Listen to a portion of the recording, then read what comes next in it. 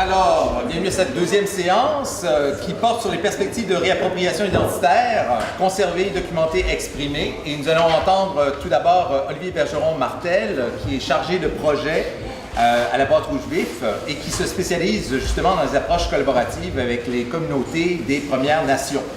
Sa communication s'intitule « Voix multiples, expression de l'autochtonie » et comme pour la première séance, nous allons réserver une période de questions à la fin, après les deux présentations. Alors sans plus tarder, Olivier Bergeron-Martel. Bonjour à tous, merci de l'invitation. Je commence un peu comme tout le monde. Merci de votre présence et votre écoute très attentive. Voilà, je vais pas répéter certaines choses que mon collègue a dit tout à l'heure en parlant de la Boîte Rouge Vif, en définissant notre mandat, notre histoire un peu, qu'est-ce qu'on fait. Mais je vais donner un autre exemple, en fait. Lui a parlé beaucoup de méthodes en termes généraux, de positionnement, tu sais, et puis de développement de films. Moi, je vais vous parler plus dans détail des coulisses, je dirais, d'un exemple de projet qui est davantage proche, justement, de l'écriture, de la parole, de la traduction, des enjeux linguistiques, et d'un projet qui a une très grande composante pilote. À la Boîte Rouge Vif, on aime beaucoup tester des choses. Tester en n'ayant pas peur de se tromper, peut-être, mais en ayant à cœur de faire le constat qu'on s'est trompé, peut-être, et puis de vouloir réaligner le tir. Donc, je vais vous faire l'historique de ce projet-là qui s'appelle Voix multiples. En fait, même le titre a changé en cours de projet. Puis ça va parler aussi. Voix multiples, expression des fondements de l'autochtonie. Donc, si je commence par la genèse du projet, ça prend quand même une bonne partie du projet lui-même. Lorsque Carl, tout à l'heure, a parlé de notre partenariat avec le Musée de la Civilisation de Québec, qui faisait le renouvellement, en fait, de leur exposition permanente, sur les Premières Nations et les Inuits, le rôle de la Boîte Rouge Vif était d'aller justement recueillir la parole des membres des communautés sur qu'est-ce qu'ils voulaient dire à propos d'eux-mêmes par l'exposition et comment ils voulaient l'exprimer finalement. Donc on est allé dans au moins une communauté par nation au Québec, 11 nations autochtones au Québec, pour faire un total finalement de 18 communautés, pour répéter un peu toujours les mêmes types d'activités, pour aller sonder le pouls au niveau des différentes fractions, je dirais, de la population, toutes les générations, divers types de professions aussi ou de leaders dans différents domaines dans la communauté. Des gens aussi qui étaient pointés par un représentant culturel de ces nations-là, avec qui on a travaillé aussi sur le long terme. L'Assemblée consultative MAMO, Carl l'a nommé tout à l'heure, ben ça rassemble justement des représentants culturels de chacune des nations. Dans l'amorce du projet d'exposition, servait un peu de courroie de transmission, nous a aidé à faire pont avec leur communauté, mais par la suite aussi, on donnait beaucoup de recommandations par rapport à des projets qui allaient dépasser le contexte de l'exposition en elle-même. Il y a donc, je dirais, c'est un autoportrait qui a été recueilli, un autoportrait de qu'est-ce que les membres des nations trouvaient important de transmettre aux plus jeunes, mais à un public en général aussi.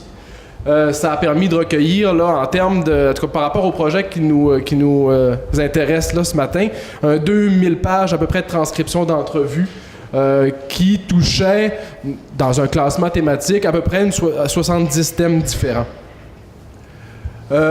Voilà, ça c'est une rencontre de l'Assemblée consultative MAMO, justement, puisque en cours de route, on s'est rendu compte que le matériel était très exhaustif, le matériel qui avait été récolté. Les membres des nations, en nous le partageant, nous exprimaient aussi le désir d'avoir accès à nouveau à ce matériel-là, que ça puisse servir les besoins des communautés. Et finalement, seulement qu'une mince partie du matériel, on évalue entre 5 et 10%, a été utilisé dans l'exposition. En fait, l'ensemble des thématiques qui en sont ressorties ont influencé le déploiement thématique de l'exposition. Mais la parole en tant que telle des gens, ça s'incarnait surtout par des capsules vidéo, donc une faible portion des contenus qui a été utilisée. Donc comment utiliser ces contenus-là pour mieux répondre aux besoins des communautés? On s'est fait recommander de multiplier en fait les petits projets plutôt que d'essayer de faire un gros projet monolithique, d'essayer de remplir différents besoins par différents projets en s'adressant à différents publics cibles. Il y a, par exemple, un livre que mon collègue avait tout à l'heure, mais qui est parti de la table, je ne sais plus où il est rendu. Voix, visage, paysage, je l'aurai pour le restant de la journée. Je pense que ma collègue est partie chercher une copie. Qui est un exemple d'une publication qui a été faite à partir de la parole brute des gens. C'est-à-dire que peut-être 95% des textes dans le livre de à peu près 260 pages, ben, c'est des citations. Donc, le travail d'élaboration du livre en était un de raccorder à une trame narrative comme des pièces de puzzle, des petits bouts de témoignages des participants. Ça montrait aussi beaucoup les rencontres, photos, vidéos, etc., des images tirées de nos rencontres en communauté. Donc ça, c'est un exemple d'un produit que les gens, des représentants culturels... Oui, je peux faire circuler, absolument. C'est un exemple de produit qui a été développé, donner une grande importance à l'image pour que ça serve un peu d'interface peut-être entre des plus jeunes et des grands-parents qui lisent pas nécessairement le français, mais bon, je pourrais justifier un peu les raisons d'être des particularités de chaque petit produit. Ça, c'en était un, mais celui sur lequel je reviens visant à remplir un autre objectif. Fournir des clés de compréhension de base de l'autochtonie pour un grand public novice. Je donne une petite pointe d'iceberg. Par exemple, je sais pas moi, des journalistes qui ont à couvrir des événements touchant l'autochtonie, de pouvoir avoir un minimum d'information ou d'éducation pour pouvoir bien rapporter ou bien interpréter une nouvelle d'actualité, par exemple. Donc, l'objectif, c'était ça. Essayer de fournir des clés de compréhension de base. On a donc réalisé un projet pilote. Il y avait des thèmes plus importants encore, j'en ai mentionné tantôt un ensemble de 70, mais ça s'est recoupé. Il y a des groupes de travail qui ont été formés, rassemblant des concepteurs de chacune des nations, qui ont identifié une dizaine de thèmes vraiment prioritaires. Il y a des ensembles d'extraits d'entrevues, des ensembles thématiques, qui ont été remis à différents écrivains autochtones. D'ailleurs, Marie-André faisait partie de ce projet pilote-là, avait écrit un texte sur les arts contemporains. Donc, on lui a remis un corpus de contenu, une documentation, des extraits d'entrevues qui venaient de différentes nations. Donc, la variété des nations au Québec, mais qui parlaient, par exemple, d'art contemporain. Pour l'inspirer, pour nourrir son travail de rédaction, de création. Puis elle allait produire un texte, je dirais, plus sensible, que s'adressant à l'intellect purement, c'était l'objectif, qui sollicite l'affect pour exprimer ce thème-là. Ensuite, il y a un travail qui a été fait pour rassembler tous ces textes-là dans un seul recueil. Donc, une des auteurs, qui travaille d'ailleurs, qui est notre patronne à la boîte rouge vif, Elisabeth Kane, d'origine Wendat, a fait un travail de rédaction pour rassembler tous ces textes-là en un seul. C'est ça un peu le test pilote. Comment un seul produit peut parler au nom de l'ensemble des nations au Québec. On va voir que finalement, ça a ses limites. Essayer de rassembler une diversité culturelle et à trouver des fondements qui toucheraient tout le monde. Tout de même, un recueil a été produit qui s'appelle Voix multiples, justement, pour évoquer qu'il y avait finalement, théoriquement, des dizaines, voire des centaines de personnes qui prenaient parole à travers ce recueil-là, par le biais d'un travail de rédaction puis d'une méthode qui a été appliquée. Avec les différentes sections qui comprenaient le territoire, chasseurs-cueilleurs, spiritualité, histoire, légende et mythes fondateurs, éducation et transmission, retour aux sources, être ensemble, la langue, la notion du temps. Et le chemin, on parle d'un chemin de réappropriation ou de célébration, je dirais, des identités culturelles. L'objectif maintenant, la définition du projet. Parce que ça, c'est tout de l'avant-projet aussi là, de ce que je vous parle là, ce matin. Ça a été de faire traduire ce recueil-là dans les 11 langues autochtones au Québec. Donc, ça a présenté beaucoup de défis, puis on a essayé de tourner ces défis-là en opportunités, dans un réflexe un peu de recherche et développement. On a commencé par mobiliser un groupe de traducteurs autochtones. C'est des contacts qu'on avait déjà, mais on a engagé un étudiant en sociologie à l'UQAC qui est membre des Premières Nations aussi, d'origine Innu et Cri, connaît un petit peu aussi ces langues-là, capable de les comprendre, de les parler un petit peu. de faire ces liens-là avec les traducteurs pour commencer au moins à parler du projet. La première chose qui est ressortie, au-delà de l'intérêt, évidemment, à aller de l'avant et à se prêter à l'exercice de la traduction, le premier constat qui a été fait, c'est que malgré que le corpus de contenu qui a été donné aux écrivains, aux rédacteurs, provenait d'une diversité de nations, la couleur culturelle et identitaire des écrivains transparaissait. Plusieurs étaient Inuits, donc le texte était beaucoup perçu comme un texte finalement Innu, auquel les Atikamekw, peut-être les Anishinabés, les Cris, des nations culturellement peut-être plus proches, s'identifiaient aussi à différentes mesures, mais où d'autres nations, comme les Wendat, par exemple, appartenant à une famille linguistique complètement différente, mode culturel différent aussi, se reconnaissaient beaucoup moins. Donc, on a essayé de faire en sorte qu'on continue quand même le projet, mais que le projet soit une occasion de remettre les pendules à l'heure un peu, d'apporter des nuances, des subtilités, des ajouts, des compléments, pour retrouver cette couleur identitaire-là, cette diversité culturelle, je dirais, par l'acte de traduction. Il y avait aussi, évidemment, comme dans tout effort de traduction, d'une langue à une autre, une difficulté de transposer peut-être certains concepts. On passe d'un mode de pensée, un schéma de pensée à une autre aussi. On a parlé d'une langue qui est fortement ancrée dans le territoire et les activités traditionnelles qu'on passe en territoire. Passer d'une langue comme ça vers une langue moderne, technologique, bon, ça amène la nécessité peut-être d'exprimer des concepts autrement, de créer des néologismes, etc. Donc, essayer que le projet, dans ces difficultés-là, de twister ça justement en opportunité. Donc, il y a, au-delà de la commande de traduction, il y a tout un travail de dialogue qui a été amorcé avec les traducteurs pour s'informer de ces difficultés-là, les documenter, justement. Comment exprimer les choses autrement? L'évolution des concepts, l'origine des mots, l'étymologie, des commentaires historiques, des précisions concernant la spécificité culturelle. On utilise l'image là, de la parole qui peut se déformer en différents intermédiaires parce que là, je retrace là, à partir des témoignages d'origine. Parfois, ça a été exprimé en langue autochtone. Dans le cas, pour les besoins de l'exposition, ça a été traduit en français. Ce matériel-là, ensuite, est passé à une autre main pour être traité dans un entonnoir et par un exercice de création à produire un nouveau texte. Et puis là, on veut retourner vers la langue autochtone. Mais comment, finalement, tout ça ne se déforme pas en cours de route? C'était ça qu'on essayait, en tout cas, de documenter puis d'adresser par une discussion et un dialogue avec les traducteurs. Je vous lis 4 exemples de commentaires qui ont été documentés. Premièrement, dans les textes, dans la section sur le territoire, on parle de lien entre les nations autochtones et le territoire. Juste cette phrase-là, le lien qui unit nos nations à la nature, bien, la traductrice Anishinaabe nous a dit on n'a pas de mots pour parler de ce type de lien. On peut parler de liens familiaux, de liens entre nations, mais on dit plutôt qu'on appartient à la nature.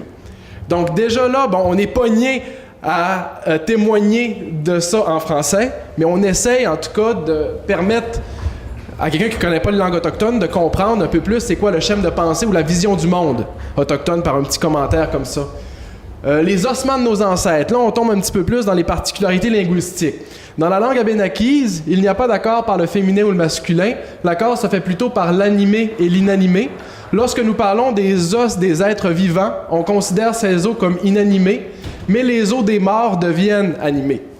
Donc là, encore là, je trouve que ce commentaire-là est très riche pour si je remonte à l'exemple du journaliste qui a traité, par exemple, du rapatriement des ossements d'un musée vers une communauté autochtone, mais de comprendre que ces ossements-là, même dans la langue, sont considérés comme vivants, finalement.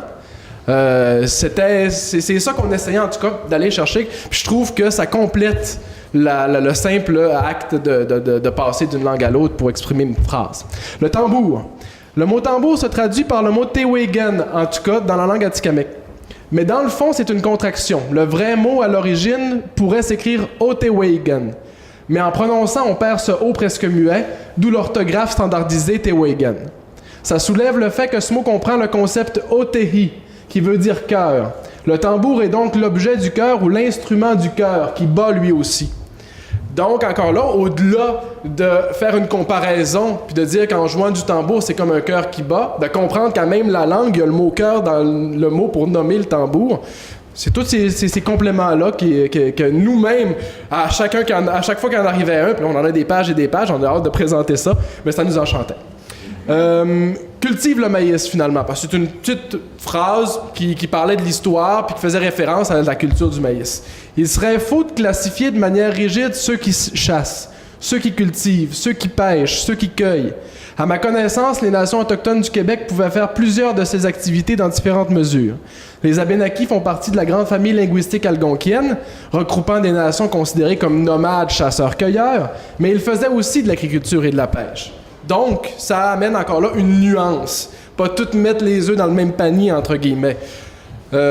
Donc, ça amène des compléments historiques, ça amène des petites précisions de diversité culturelle, ça en enseigne davantage même sur l'étymologie. On voulait permettre tout ça, finalement. Chaque fois qu'un traducteur avait quelque chose à partager, s'organisait pour l'intégrer au projet. Ensuite, en cours de route, qu'est-ce qu'on va faire avec tout ça? Comment on va présenter tout ça? On a organisé un atelier créatif pour valider un peu les pistes qu'on avait déjà ou ouvrir la porte à changer de cap complètement. On avait l'idée de faire un site Internet. Maintenant, notre objectif sous-jacent, c'est toujours d'essayer de répondre aux besoins des communautés, au-delà du projet qu'on a réussi à faire financer.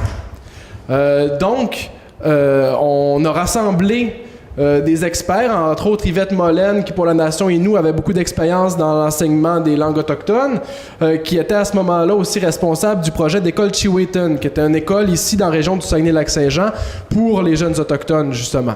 Un projet qui était chapeauté par le Centre d'amitié autochtone. Donc, Gilles Routier, directeur par intérim, est venu aussi.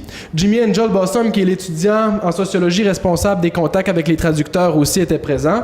Sophie Kurtnes, qui est une artiste et graphiste de la communauté Innu de Mashteuiat. Et avec Justine Bourdage, que je vous présente ici, qui est notre graphiste à l'interne à la Boîte Rouge Vif, pour discuter à la fois du contenant et du contenu, finalement. Qu'est-ce qu'elle allait être présenté, mais dans quelle forme. Donc, ça a donné finalement l'idée d'un site Internet qui allait avoir différentes composantes. D'abord, les textes allaient être présentés à la fois à l'écrit et à l'oral, évidemment, mais avec un outil qui allait permettre de synchroniser les deux, comme Madame a traité tout à l'heure au niveau d'un logiciel que je connais pas d'ailleurs et que j'aurais aimé connaître à l'époque, mais je sais pas à quel point ça nous aurait aidé. C'est à l'idée d'un karaoké, la phrase qui est lue va être soulignée ou en tout cas mise en lumière. Il y a toujours aussi le texte, soit français ou anglais, encore là, au choix de l'utilisateur, qui est mis en comparaison avec un texte en langue autochtone pour highlighter, excusez-moi, justement l'anglicisme, chacun des paragraphes mis en correspondance. Aussi des liens vers d'autres ressources linguistiques pour les différentes langues autochtones disponibles sur Internet. Et une section qui rassemble l'ensemble des compléments d'information, comme par exemple un témoignage sur le tambour donné par la traductrice Atikamekw. Eh bien, il y a d'autres traducteurs dans d'autres langues qui nous ont aussi parlé du tambour, comme celui Abénaki, mais c'était pas du tout le même mot. C'était pas Tewigan, ça voulait pas dire nécessairement les mêmes choses. Donc ça aussi, de pouvoir comparer pour un même concept ce que différentes nations ont dit, ça a été exprimé comme un souhait ou comme quelque chose d'utile là, par l'atelier créatif. On a créé aussi une équipe de travail au niveau du graphisme. Après l'atelier, Sophie Kurtnes a continué à être en communication avec Justine pour élaborer les planches graphiques ensemble. Est-ce que cette imagerie-là est fidèle finalement à l'esthétique, je dirais, autochtone, ou est-ce que les nations ont des chances de s'y reconnaître, du moins? Donc, là, on le voit pas très clairement. C'était des maquettes aussi à ce moment-là. Les planches graphiques finales sont en train d'être élaborées. On a comme une espèce de table des matières pour sélectionner le texte en langue autochtone, où finalement, on commence par choisir la nation. Là, on voit pas, mais au centre du cercle, il y a une carte qui mettrait en lumière le territoire en question de ces nations-là dans le Québec. Et puis ensuite, quand une nation est sélectionnée, mais ça fait apparaître différents cercles concentriques qui peuvent être à l'image un peu d'une topographie de territoire ou des cercles de croissance d'un arbre, par exemple, pour avoir accès aux différents chapitres du recueil. Ensuite, encore là, on voit pas très bien, peut-être à cause de la résolution du projecteur. On a fait différents liens, là, je pense qu'on voit mieux. Différents types de tests, je dirais, pour mettre des concepts en lumière, pour aussi mettre la synchronisation entre le texte puis l'audio, finalement. C'est différents tests, simplement, puis on est en train, finalement, de les essayer, voir lequel qui cohabite le mieux ensemble puis qui est le plus efficient. Donc, grosso modo, le projet, c'est ça. Il est encore en développement. Le site Internet, j'ose espérer, devrait être en ligne au début de l'automne. Et puis, pour refaire un petit résumé, pour boucler la boucle et me raccrocher au titre de la séance de ce matin, qui était les perspectives de réappropriation identitaire, conserver, documenter et exprimer. Je ramène la même image que mon collègue Carl a utilisée. On utilise souvent cette image-là pour se qualifier nous-mêmes comme courroie de transmission. Ce qu'on cherche à faire, la boîte rouge, justement, comme médiateur, c'est créer lien. C'est être ce qui rassemble tout dans un projet commun. Donc, on voulait tester une écriture à plusieurs mains, établir un dialogue autour de l'acte de traduction pour favoriser la réappropriation identitaire, donc le discours culturel. Conserver et documenter ces échanges, ces compléments d'information, puis exprimer la diversité des identités culturelles par ce site web-là. Donc, les recommandations pour le futur, je dirais, je ne sais pas si on va réessayer d'englober les 11 nations autochtones du Québec dans une même définition. Ne serait-ce que de respecter différents grands ensembles culturels, mais en convenant de ça, en prenant le temps d'en parler avec les représentants culturels des nations. Pour le reste, je trouve quand même que d'avoir tous ces dialogues-là autour de l'acte de traduction, c'est un bon coup. Mais voilà, c'est là où nous en sommes. C'est un exemple de nos projets, de nos 20 projets qu'on mène en parallèle présentement.